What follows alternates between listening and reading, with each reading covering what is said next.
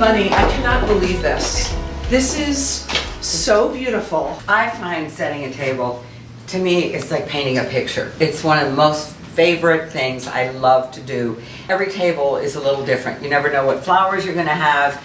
I love mixing, you know, patterned plates with patterned napkins, picking the tablecloth.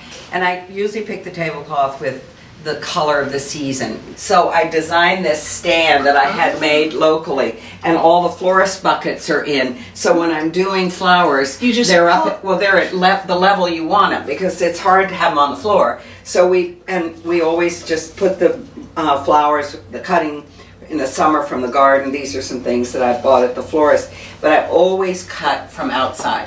I cut shrubs, leaves, and plants. You just have them always at the ready, so you can be creative. And then you want to mix sort of more natural things with the florist flowers. Like these are begonia leaves from the begonia plants. So you kind of prune your plants, your ferns. And you can recycle them into your cuttings. Flowers. Well, you do them, you put those in your flower arrangement. But what I like about what you did is that you don't really know what season is. Right, like this is a little summer, a little fall, a little holiday. You've got berries, you have roses that could be in a July wedding. No question. I love this. And you find if you're doing flowers in November, you've got to have some things that you buy, because there's nothing in bloom. You can't do it right. But when you add the berries and the leaves and the begonia leaves, then you get something that doesn't look. It looks more timeless. And you made this so personal. And you make it personal, and it also doesn't look like it came from the florist. Absolutely. Because you've picked from nature. Who would have thought begonia leaves could be so sexy? Well, they're so beautiful. Look at this with the hydrangea. With a hydrangea. It's all color. It's like, this is what I mean about painting. And the china is china that I designed for Ballard, as is the silverware, as are the glass. And I had bought the original service in the Paris flea market, and so we copied it. So, and everything comes from something I've had. The china pattern came from a wicker chair I had. If you look at the design, it looks like roped wicker, and it was the arm of a chair. The containers of the flowers, they came from my going to a dinner party, which was absolutely beautiful, but at the end of the dinner, they came out with a Haagen-Dazs ice cream in a Haagen-Dazs ice cream container. And I thought, you know what, we need a container for ice cream.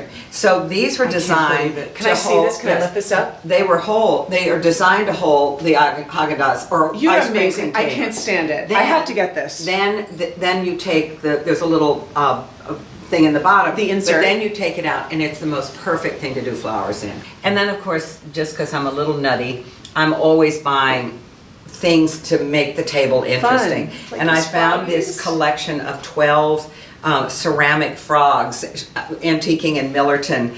These salt and peppers are leaves, which I bought in At Pergola, our favorite store in New Preston. Yes, and so they Look at kind how of tie thoughtful in. They do. And all of this is obviously, because we're eating in this conservatory, kind of ties into nature and, you know, you're living in these plants. So I always It like. feels storybook. It feels like you're in a fairy Right. tale. What I would stress, and I'm sure you agree, and you've always inspired me about this, is that if you find something great, get a couple. No question. Right? Get all the frogs. Get all, three, right. because it allows you to be creative. I Right. hate when I want to do one thing and then I don't have enough to finish the table. I agree. Right? Setting a table is just, I think, so much fun to do. I think people should try it more often and be more creative with what they do.